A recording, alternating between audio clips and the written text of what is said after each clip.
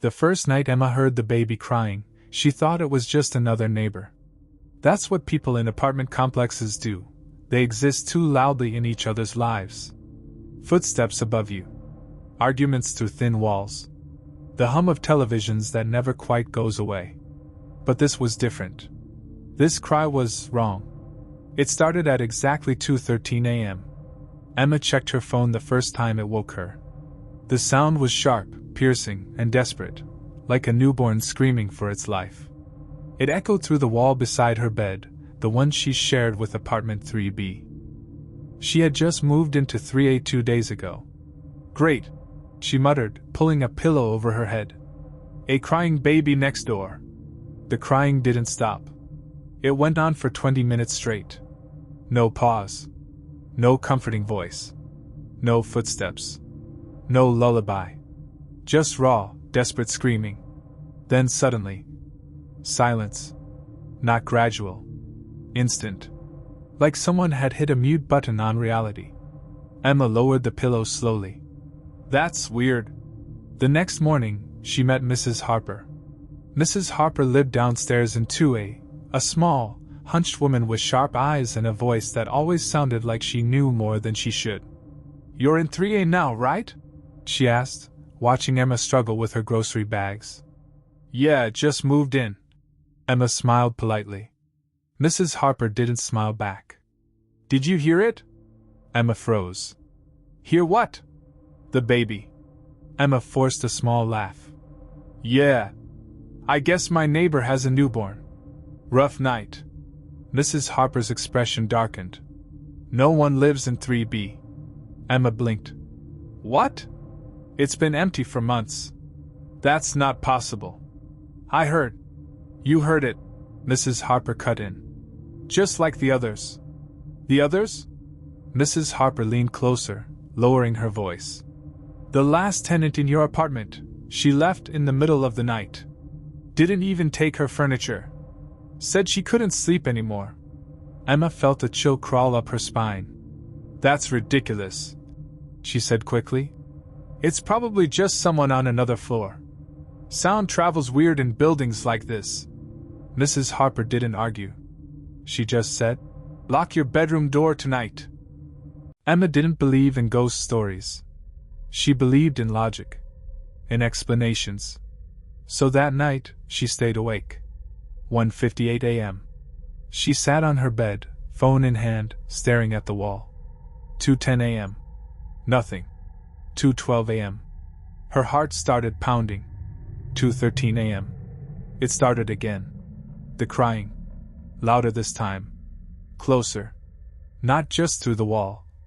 Inside it. Emma stood up slowly, her legs trembling. Hello? She called out, her voice shaky. The crying didn't stop. It grew louder. More desperate. More frantic. Is someone there? Do you need help? Still no response. Just that horrifying, endless scream. Emma stepped closer to the wall. And that's when she noticed something. A faint outline. A shape beneath the paint. Like a door. Her breath caught. There's no way.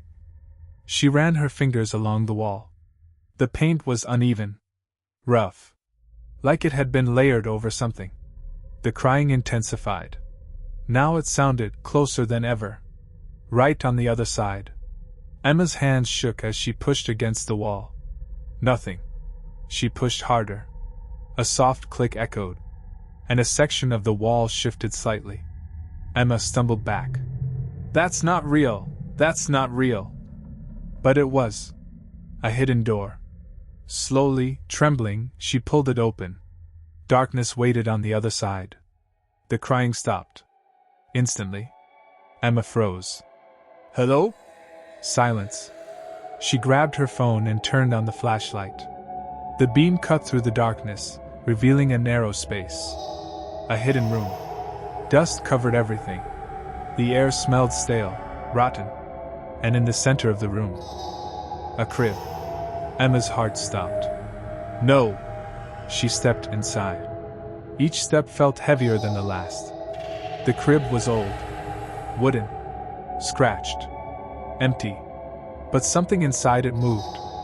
Emma gasped and stumbled back, dropping her phone. The flashlight spun wildly before settling, pointing directly into the crib. And that's when she saw it. Not a baby. Not exactly. Something small. Thin. Its limbs too long. Its skin gray and stretched tight over its bones. Its head turned slowly toward her. Its eyes, too big. Too black. And its mouth opened, wider than it should, and it began to cry again. But this time, the sound wasn't coming from the room. It was coming from inside Emma's head. She screamed and ran, slamming the hidden door shut behind her. The crying followed. Louder. Closer. Inside her skull. "Make it stop! Make it stop!" She grabbed her keys and ran out of the apartment, pounding on Mrs. Harper's door. "Please! Help me!" The door opened slowly. Mrs. Harper looked at her, almost sadly. "You opened it, didn't you?" Emma collapsed. "There's something in there, something pretending to be a baby." "I told you not to listen," Mrs. Harper whispered. "What is it?" Mrs. Harper hesitated, then said, "Years ago, a woman lived in that apartment. She had a baby, but the neighbors complained about the crying, said it never stopped." Emma's breathing quickened. One night, it did stop. Silence filled the hallway. "What happened?" Emma whispered. Mrs. Harper's eyes darkened.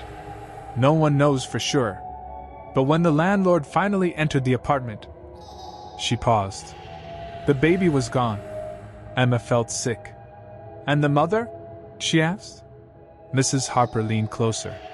"She said something took its place." Emma's blood ran cold.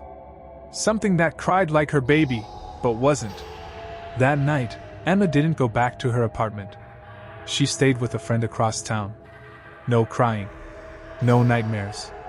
Nothing. For the first time, she felt safe. Until 2:13 a.m. Her phone lit up.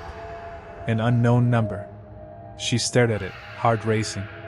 Then, a voicemail appeared. Emma hesitated, then pressed play.